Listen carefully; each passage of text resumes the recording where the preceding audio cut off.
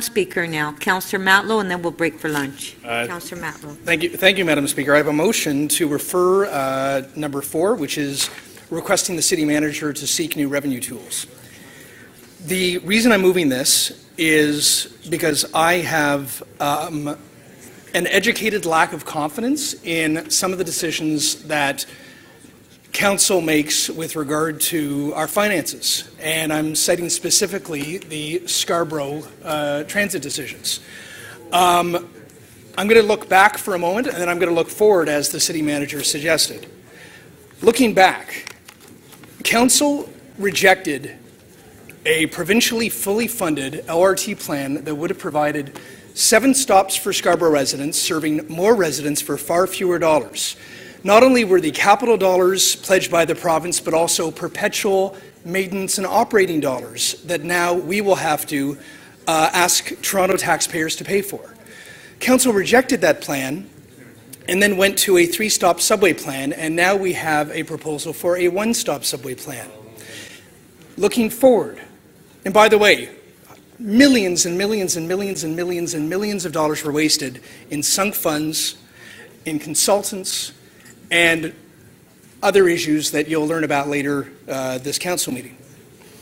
Now looking forward, in July, I believe, we will be asked to consider to ignore the possibility of using an existing at-grade route along the existing SRT corridor, which you could actually not only extend the subway, if it has to be a subway, you could extend the subway along that route, and every kilometre saved is $300 million saved.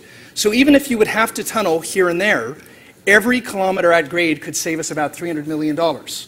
So when we are looking at the bigger picture, $1 million for a certain program, $2 million for that, a few $100 for a certain grant, whatever is your priority, when we are knowingly wasting hundreds of millions of dollars, and if we build Toronto's longest hole, from Kennedy to Scarborough Centre along the McCowan route, rather than at grade, primarily, along the RT corridor, we will be wasting another $2 billion.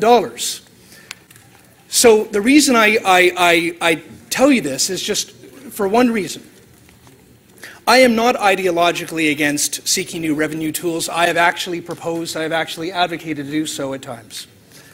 But now that I've seen decisions we've made on transit, and where I think we may go on transit, in no way, in good conscience, can I go back to my neighbors, your neighbors, and say, I want you to give us more money through new revenue tools when I know for a fact we're blowing their money out the door here.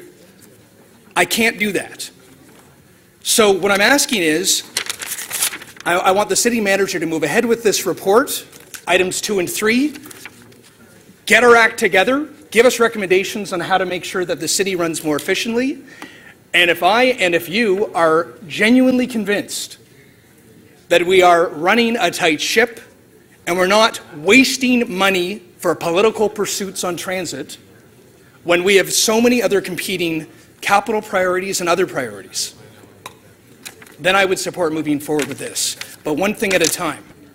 Right now, as I've seen, and I know you've seen, and some of you will even privately admit that you know it's true, even if you can't publicly exclaim it.